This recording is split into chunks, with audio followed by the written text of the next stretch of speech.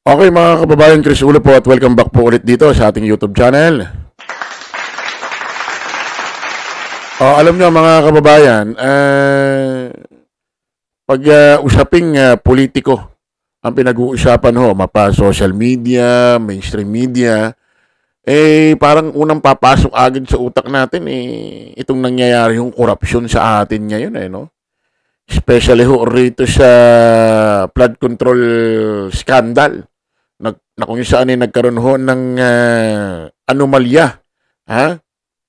At hindi tamang paggamit ho ng budget at may mga iba't ibang politiko ho na nakatanggap ho ng kickback ng budget na ho na yan sa flood control. Mga kababayan, mukhang hindi lang ho, ha? Mukhang hindi lang ho korupsyon ang nakadikit ho sa ibang politiko. Mukhang pati pagiging manyakis. Nako, ano masasabi kaya rito ni Yorme, Mayor Isko Moreno, ha? Na kung saan meron hong isang babae na nagsalita ho dyan, ha? Dyan ho sa munisipyo ho ba yan? Ng Maynila.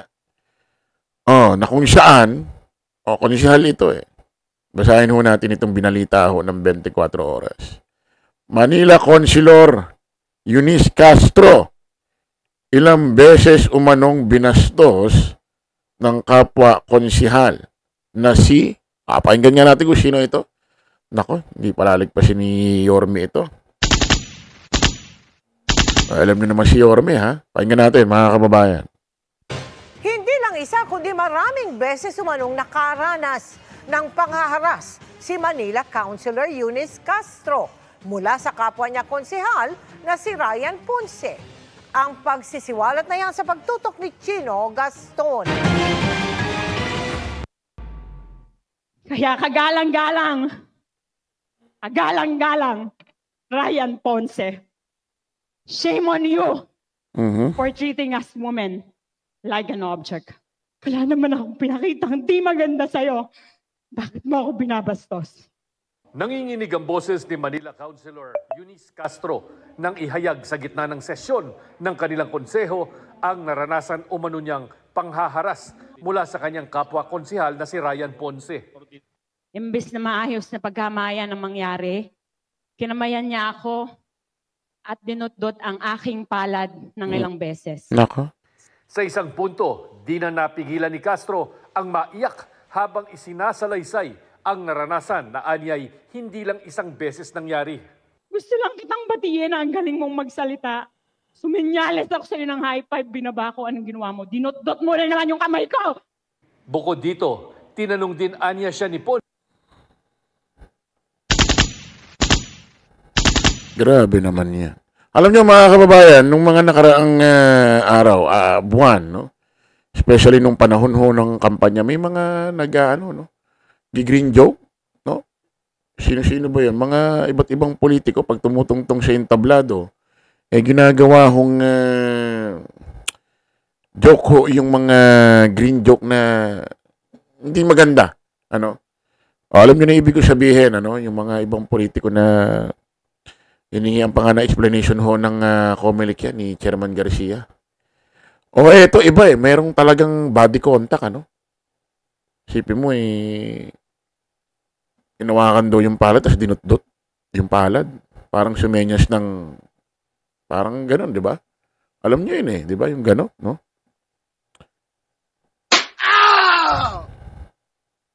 Anong klaseng politiko yan? Bakit ganyan?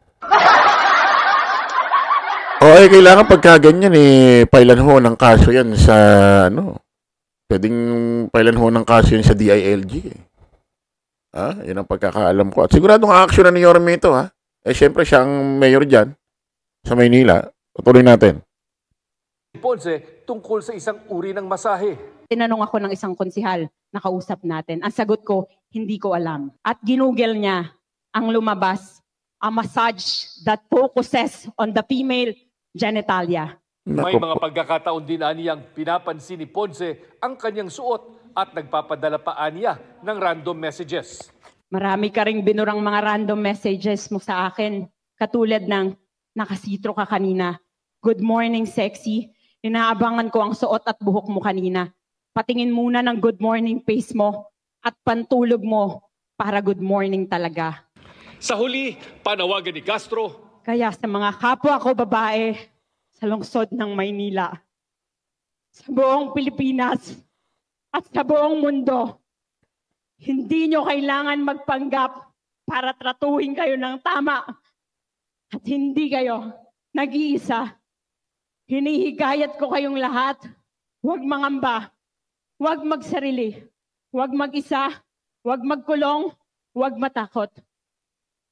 Wala kayo, wala tayong dapat ikahiya.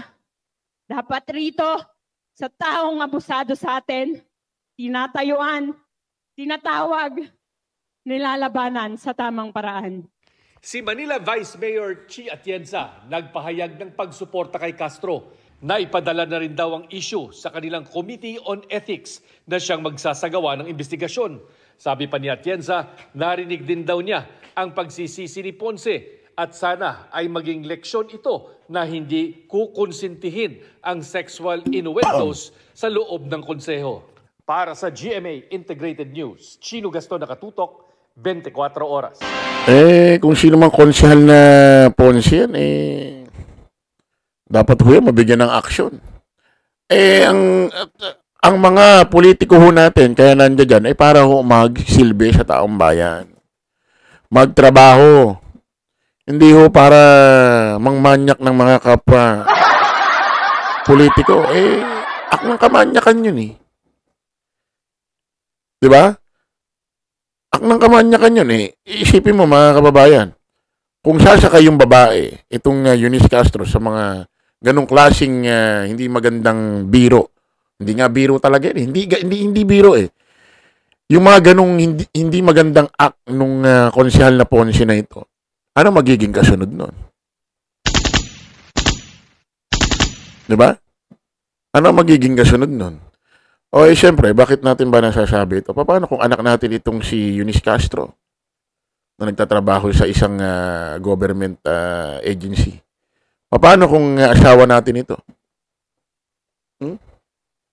Paano magiging safe ang mga kababaihan sa labas, kalsada ng Maynila? Kung dyan mismo, sa loob ng munisipyo, sa kanilang mga opisina, dyan ay nakakaranas ho sila ng karahasan. Ay dapat hindi humakuha sa sorry yan, ha? Dapat mabigyan ng aksyon yan. Matagal ng gawain itong Ponce yan. Ha? Baka matagal niya ng gawain yan. Lakas ng loob, oh. Sipin mo, kapwa mo konsyal, tapos ang mahirap niya, baka nakabarong pa siya, no? Akala mo kagalang-galang. Susundan ho natin itong istoryang ito. Tingnan ho natin kung ano magiging reaction ho ito dito ni Yorme, ni Mayor Isko Moreno. At siguradong pwedeng makasuhan ho ito ng ng DILG. Ha? Pwedeng mapatalsik ho ito sa pwesto. Itong konsyal na Ponce na ito. O sana mabigyan ho ng pansin ito ni DILG Secretary John B. Cremulya, sir. Naku, kailangan mabigyan ho ito ng aral.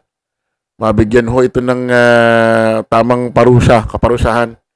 Para hindi ho magaya ng iba't ibang politiko. Nasa usapin tayo ng korupsyon ng iba't ibang politiko eh. Tapos ito pangmamanyakang kinikilos. Ha? Nakakapag-init ng ulo, ano? Para bang nai-imagine natin, anak natin, asawa natin, ano? Mais ka, sir. Ha? Galit na galit yung babae, oh. Ako, galit ako sa ganyan, eh. Kaya nga, hindi ako pwedeng pulis, eh. Kasi kung ako magiging pulis, ako arresting officer ng isang rapist, manyakis. Ay, ewan ko. makakarating pa ng ano yan. Okay mga kababayan, kita-kita ulit tayo sa panibagong vlog. Bye-bye po.